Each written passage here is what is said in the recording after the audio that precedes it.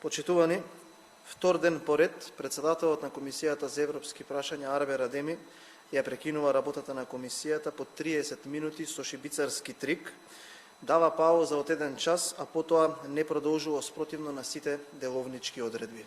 Имено јавноста треба да знае дека сите процедури на оваа комисија се носат по скратена постапка со 3 дена дебата, а вкупно на вториот ден на работа Собранието по оваа комисија не работи повеќе од 60 минути кумулативно кога ги соберете двата дена.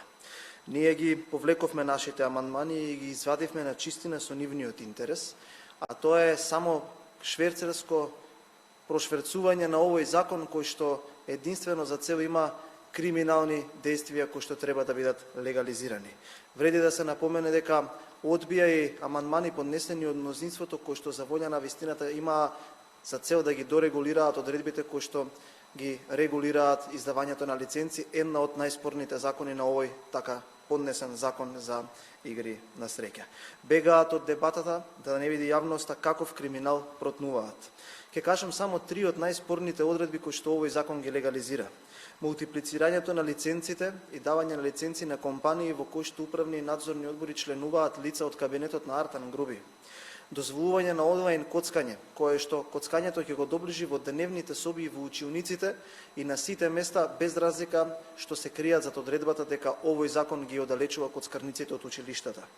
И третата, една од најспорните одредби е тоа што за секој простор кој што треба да биде употребен за организирање на игри на среќа ќе треба да даде потврда Министерството за финансии, повторно институција предводена од Демократската унија за интеграција.